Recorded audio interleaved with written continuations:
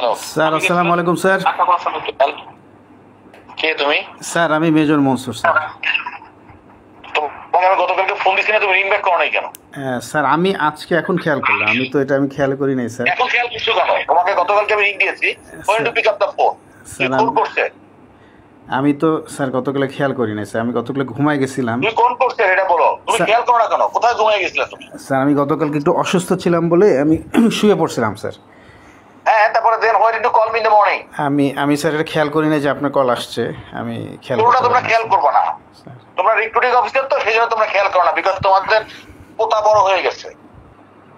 তুমি যখন টাকা পয়সা নিয়ে লোক ভর্তি করো তখন আর সমস্যা হয় না। তুমি একটা চিঠি লিখে পাঠাইছো যে পিটিতে ফেল, পুশ আপে ফেল।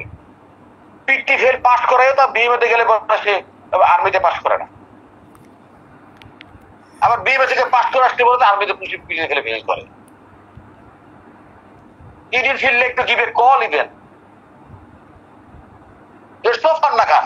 তুই কোন করছে? Sir 31 sir. তো তোমার এত ফান্নাই হয়ে গেছে তোমাদের। সকল লোক ভর্তি করে পয়সা খেয়ে, আমরা জানি না এত পয়সা, আমরা সারাদিন দেখি তোমার টাকা পয়সা খেয়ে তোমাদের লোকজন ভর্তি হয়। একমাত্র মিলিটারিতে টাকা খেয়ে লোক ভর্তি হয়। That's I have told to me that day.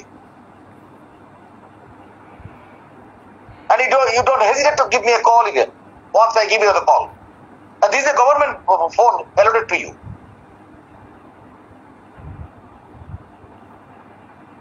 তোমাদের প্রবলেম আছে? প্রমোশন হয়নি কেন? স্যার যোগ্যতা নাই দেখে স্যার। হ্যাঁ, disprove these things.